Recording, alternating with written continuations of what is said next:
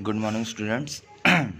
After the last time we have studied about generator. What is an AC generator? Okay. So what we'll do? Today we'll further study about Fleming's right hand rule, because we will need. Now see, this was the topic till we studied yesterday. Okay, on the last turn rather, AC generator. Okay. Now we shall start with Fleming's right hand rule. So just like the Fleming's left hand rule. In Fleming's left hand rule, we used to find out the direction in which the conductor will experience force. Okay, but over here in electromagnetic induction, the magnetic field and force are already present.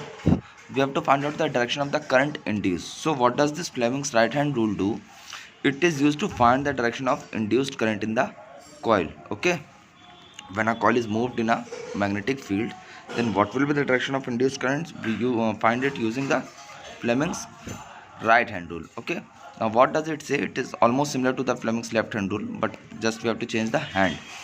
It states that if we stretch the forefinger, the middle finger and the thumb of our right hand, please remember this is the right hand, in such a way that they are mutually perpendicular to each other, and the forefinger points to the direction of magnetic field and thumb points to the direction of motion, then the middle finger indicates the direction of induced current. Okay, then the middle finger indicates the direction of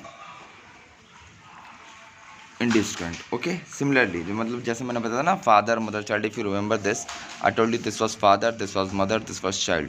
So father for force, okay, mother for magnetic field and child for current. तो in the similar way you have to follow over here.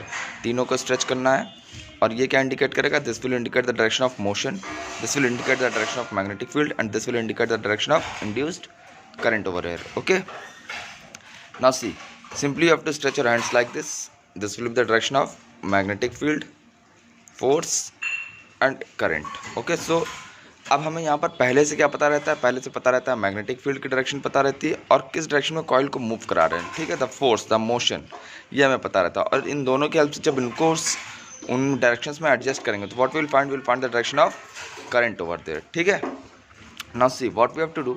I have given you an example. Now if you see, if magnetic field is from west to east, magnetic field की direction क्या बनाई है मैंने? West to east. तो मतलब ये हो गया मैग्नेटिक फील्ड की डायरेक्शन. ओके, एंड क्या है, sorry, and a coil is move from south to north. तो साउथ टू नॉर्थ किधर हो गया? इधर से नीचे से ऊपर की ओर. वेस्ट टू ईस्ट का मतलब लेफ्ट टू राइट. तो इसको देखिए ऐसे रखेंगे, this is the direction of magnetic field, this is the direction of what?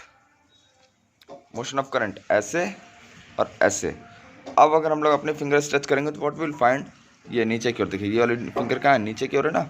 ये देखिए ये नीचे की ओर, ये it will be something like this. ठीक है, this is the force, magnetic field, और ये नीचे की ओर. सो यहाँ पर क्या आ जाएगा? देखिए मैंने एक गड़बड़ लिखा है. It will not be outwards, it will B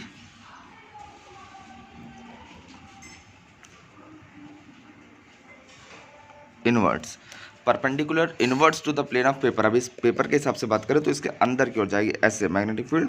ये थर्ड टर्मिनल जो होगा ना, ये दो म्यूचुअल परपेंडिकुलर है, तीसरा वाला नीचे जाएगा. दैट मीन्स अगर हम लोग ऐसे बात कर लें, ठीक है, कि this is the direction of motion, this is the direction of magnetic field. तो अब तीसरा वाला नीचे की ओर, मतलब अगर इन दोनों टर्मिनल्स को हम लोग ऊपर उठा लेते हैं ऐसे, फॉर एग्जांपल ऐसे उठा लेते हैं ऊपर. ठीक है, ऐसे उठा लिया. ठीक है, तो जहाँ पे मिल रहा है ना, यहीं से ये नीचे की ओर ऐसे, this will be the direction of induced current in the coil. नीचे की ओर इंड्यूस होगा करंट. ठीक है, ये आपकी मैग्नेटिक फील्ड है, ऐसे मोशन है, ये मैग्नेटिक फील्ड है ऐसे. ये सुनो, यहाँ से एक नीचे की ओर, यहीं पे एक पेन किधर की ओर लगा दें? नीचे की ओर. So that will be the direction of induced current over there. Clear?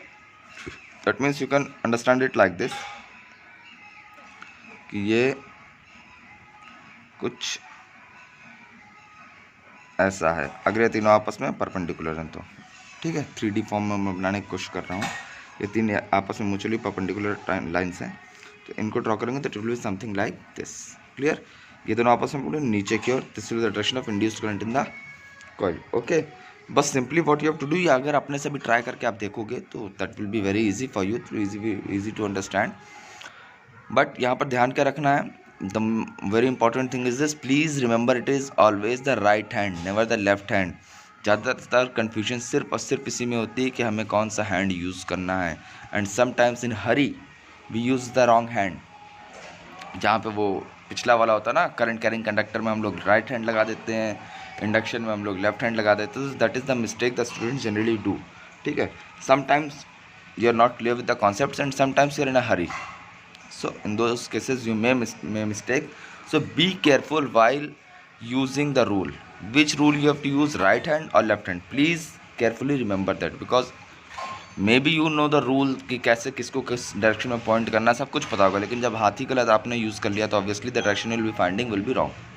Okay, and I'll just tell you the mistake. अभी मैंने यहाँ पे आउटवर्ड्स लिखा है ना, दिस आउटवर्ड्स मैंने क्यों लिख दिया था, the reason was this, I will use the left hand. Now see, while teaching I don't remember, then you can simply think कि you can make mistakes. So please remember to use the right hand always. ठीक है, क्योंकि sometimes in हरी और you are not aware, ठीक हो सकता है कभी कभी. सो प्लीज़ ऑलवेज रिमेंबर कि आपको कौन सा हाथ यूज़ करना है, and be very careful about it. Clear? You can see it again. ठीक है, पूरा लॉ रूल आपको लिखना है. ठीक है, you can see what does the rule says, and then you can take the example and just try on your own. ठीक है, when you will try on your own you will understand it in the better way. Okay, now let us come to the construction of the AC generator. Now you can see this is an AC generator. कुछ वैसा ही लग रहा है जैसा DC motor था, but there are few changes over here. ठीक है, अगर देखा जाए तो यहाँ पर फिर से वही मैग्नेटिक फील्ड है, दैट मीन्स मैग्नेट्स हैं, तो ऑब्वियसली यहाँ पर मैग्नेटिक फील्ड क्रिएट हो जाएगी. ठीक है, उसके बाद यहाँ पर देखा जो एक्सल था ना, जिसके थ्रू रोटेट करता था. ठीक है, ये वही एक्सिस बोलिए या एक्सल बोलिए, both of the things are same. ये क्या है, सॉफ्ट आयरन कोर है, और यहाँ पर कॉइलिंग मैंने बताया था ना, वायर ऐसे ऐसे ऐसे इस पर गोल गोल लपेटे जाते हैं. ठीक है, if remember this is the armature coil, you can C armature coil. फिर ये एक्सल हो गया, ये मैग्नेटिक फील्ड हो गई, और यहाँ से देखें अगर आप, this is the carbon brushes, this are the carbon brushes, जो लास्ट वाले में भी था. यहाँ पर स्लिप रिंग्स हैं, देखिए स्लिप. पिछले वाले में क्या था, स्प्लिट. ठीक है, और स्प्लिट में क्या खास बात थी, सिर्फ एक रिंग थी जो दोनों वायर्स को कनेक्ट कर रही थी. यहाँ पर क्या है, दो अलग अलग रिंग्स हैं, और ध्यान से अगर आप देखें तो इस वायर में कौन सी रिंग लगी है, ये वाली स्लिप रिंग 1, क्योंकि ये रिंग इस ब्रश से कनेक्टेड है और ये वायर इसी रिंग में जुड़ा हुआ है.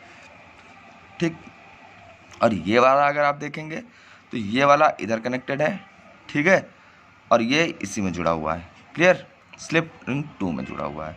सो अब इसकी खास बात क्या होती है, जैसे पिछले वाले में क्या होता था, when the coil will rotate, जब कॉइल रोटेट करती थी तो स्लिप रिंग्स डायरेक्शन, मतलब रिंग्स जो थी वो डायरेक्शन चेंज करती रहती थी. रिंग S1 जो है पहले B1 से कनेक्टेड होती थी, घूम के आती थी, फिर B2 से हो जाती थी, S2 B1 से हो जाती थी, एक्सचेंज होता रहता था, एक्सचेंज, कंटिन्यूस एक्सचेंज.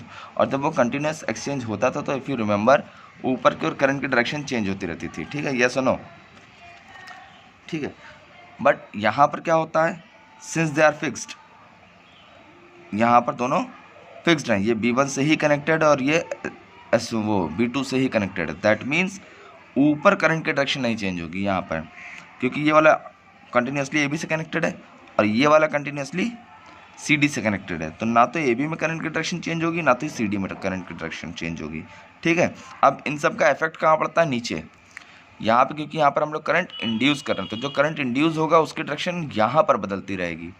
जब नीचे फिक्स रखो तो ऊपर चेंज होती है, जब ऊपर फिक्स रखो तो नीचे चेंज होती है. अगर हम लोग मोटर में देखें तो बैटरी थी, तो बैटरी का मतलब नीचे से करंट की डायरेक्शन एक ही थी, इट वॉज कॉन्स्टेंट, एक ही डायरेक्शन में करंट जा रहा था, इसलिए ऊपर चेंज हो रही थी लगातार. ठीक है, और हमें चेंज करने की ज़रूरत भी थी, अगर हम चेंज ना करते तो प्रॉपर्ली रोटेट ना करता. अब रोटेट हम लोग यहाँ पर खुद करा रहे हैं. ठीक, तो बेसिकली हमें क्या याद रखना, ऊपर चेंज हो रही थी, रोटेट हम लोग खुद करा रहे हैं, मैग्नेटिक फील्ड भी है, और यहाँ पर ऊपर हम लोग डायरेक्शन चेंज नहीं होने दे रहे, तो ऑब्वियसली करंट की डायरेक्शन कहाँ चेंज होगी, सिर्फ यहीं चेंज होगी. और यही रीज़न होता है, इसका नाम होता है ऑल्टरनेटिंग करंट. ऑल्टरनेटिंग करंट का मतलब यहाँ पर जो करंट इंड्यूस होगा उसकी डायरेक्शन और मैग्नीट्यूड फिक्स्ड नहीं होगा. डायरेक्शन किस पे डिपेंड करता है, रोटेशन पे, और मैग्नीट्यूड किस पे डिपेंड करता है, कितनी स्पीड से घुमाया जा रहा है, किस एंगल पे है, कितने पे रोटेट कर रहा है. मतलब जिस हिसाब से फ्लक्स चेंज होगा, जितना ज़्यादा फ्लक्स चेंज होगा रोटेशन के हिसाब से, उतना ज़्यादा करंट इंड्यूस होता रहेगा. ठीक है, so you have to remember this very properly, ठीक है। तो फिर से मैं बता दे रहा हूँ, स्लिप रिंग्स हैं यहाँ पे, स्लिप रिंग्स कंटिन्यूसली एक दूसरे से जुड़े रहे, मतलब एक दूसरे से रहता है, जिस ब्रश से हैं उसी से कंटिन्यूसली जुड़े रहेंगे, अपना टर्मिनल छोड़ के नहीं जाते हैं। S1 जो है वो AB टर्मिनल से जुड़ा है, तो वो हमेशा AB से जुड़ेगा, ये यहीं गोल गोल घूमती है, इसी पे ऐसे, इसी पे चिपक के, ये कार्बन ब्रश ना इससे कंटिन्यूसली रब करती रहती है और ऐसे यहीं पे गोल गोल गोल गोल घूमेगी। ये नहीं कि ऐसा घूम के गई इस वायर से जुड़ गया, ऐसा नहीं है। ये वायर इसके अंदर से गया है ना, और ये वायर इसके अंदर से, ये रिंग यहीं घूम रही कंटिन्यूसली, और ये वाली रिंग यहाँ पर कंटिन्यूसली घूमती रह रही है। मतलब इस रिंग और इस ब्रश का, इस रिंग और इस ब्रश से कोई लेना देना नहीं है, नो एक्सचेंज, नथिंग। जो रिंग जहाँ पर है वो वहीं पर कंटिन्यूसली रोटेट करती रहती है। Is it clear? कोई भी रिंग अपनी पोजीशन नहीं छोड़ेगी, सब अपनी जगह पर पड़े रहेंगे, ठीक। आगे बात समझ में। और पिछले वाले में क्या होता था, रिंग्स एक्सचेंज होती थी, B1 वाली S1 से जुड़ी जाती थी, वो S1 जाके B2 से जुड़ी जाती थी, B वो और S2 B1 से आके जुड़ जाती थी, एक्सचेंज होता था, क्योंकि वहाँ पे करंट डायरेक्शन हमें चेंज करनी होती थी। क्लियर? सो प्लीज़ इस डायग्राम को बहुत ध्यान से समझ लीजिएगा, देख लीजिएगा क्या क्या है इसमें, ठीक है। और सारे फंक्शंस आपको याद करने हैं, ठीक है। स्लिप रिंग्स का कार्बन ब्रश का तो काम क्या है आपका, कार्बन ब्रश का simple function is to act as a conductor, ठीक। What is the work of slip rings? अगर इन स्लिप रिंग्स की बात करें तो इनका काम क्या है, to maintain the direction of current, यहाँ पर मेंटेन करनी है, वहाँ पर चेंज करते थे स्प्लिट रिंग्स में, यहाँ पर मेंटेन करता है। यहाँ पर देखिए ऊपर करंट की डायरेक्शन चेंज नहीं होती है, ठीक है, बट वहाँ पर क्या होता था, करंट की डायरेक्शन कंटिन्यूसली चेंज होती थी, इसलिए वहाँ पर इसका काम था to work as a commutator, but यहाँ पर it maintains the direction of current in the coil, ठीक है, आर्मेचर कॉइल, ओके। और जो यहाँ पर लोड, इस लोड का मतलब है कोई भी अप्लायंस लगा सकते हैं, एमीमीटर लगा सकते हैं, गैल्वेनोमीटर, मतलब जो डिटेक्ट करेगा करंट फ्लो कर रहा है, या कोई छोटा सा बल्ब लगा सकते हैं कि जब इसमें करंट प्रोड्यूस होगा तो that bulb will start glowing, which shows कि हाँ करंट प्रोड्यूस हो गया है, ठीक है। Load can be a kind of indicator which will tell कि हाँ करंट। अगर हम लोग जनरल लाइफ में बात करें तो हमारे जो घर के अप्लायंसेस हैं ना, they are the loads. Clear? यहाँ रेजिस्टेंस का फॉर्म में मैंने बताया था ना, जो अप्लायंसेस होते हैं they also work as a resistance, तो ये लोड वही है। हमारे घरों में जो करंट आता है वो क्या होता है, अल्टरनेटिंग करंट ही तो होता है। और AC जनरेटर का आप एग्जांपल और ले सकते हैं कि यहाँ पर रोटेट कैसे कराएंगे। ये जो एक्सिस है ना, सभी ने जनरेटर ज़रूर देखा होगा, वो हैंडल वाला जनरेटर जिसमें उसको पकड़ के घुमाते हैं, ठीक है। जनरली वो शुगर कैन जूस वाले जो होते हैं ना, वो जनरेटर आपने देखे होंगे कि वो ऐसे गोल गोल घुमाते हैं, उसके बाद वो जनरेटर स्टार्ट हो जाता है। सो बेसिकली वो AC जनरेटर ही है। और वो हैंडल क्या होता है, जिस हैंडल को पकड़ के घुमाते हैं, दैट इज़ द एक्सेल, ठीक है। आगे बस उनमें एक्सेल होता है, ठीक है, एक्सेल बोलो या एक्सिस बोलो, almost they are the same things. उन्हीं को गोल गोल घुमाया जाता है और the current is induced over there, ठीक है। सो आपको ये सब स्टडी करना है ठीक से, you have to learn the functions, the diagram should be very clear, please practice the diagram and be very careful about each part. एक एक पार्ट को ध्यान से समझ लीजिएगा, कौन सा पार्ट कैसे रोटेट कर रहा है, ठीक है। When this part will be over then I will be starting with the working of the AC generator, ठीक। So this is it for today. Today you have to simply learn the diagram, draw the diagram and understand how does it work, कैसे पूरा काम करेगा, क्या working हुई, कैसे घुमाएंगे, क्या होगा, ये सब मैं बाद में बताऊंगा बस। लेकिन आपको यहाँ पर एक एक पार्ट्स को बहुत ध्यान से समझना है, कौन सा पार्ट क्या काम कर रहा है, कैसे कनेक्टेड है, क्या क्या होना चाहिए, उसकी वजह से क्या होगा, मतलब all the reasons you have to think about कि स्लिप रिंग्स क्यों गोल घूम रहे हैं, उससे क्या फ़ायदा हुआ, ठीक है। You have to learn everything and you have to understand everything, okay. Fleming's right hand rule का आप अलग अलग एग्जांपल्स लेके अपने से अलग अलग डायरेक्शन बना के टेस्ट कर सकते हैं कुछ ऐसे क्वेश्चंस, ठीक है, so that you may not face any problem when you will be learning the working of the AC generator, because that is also very very important, ठीक है। AC जनरेटर की वर्किंग बहुत इंपॉर्टेंट है, इसलिए please before that be prepared with the diagrams, all the functions, parts, जितने भी parts हैं ना AC जनरेटर के और उसमें क्या क्या किसका काम है, be very well prepared about it, ठीक है। Okay, so today this is it for the class, thank you class.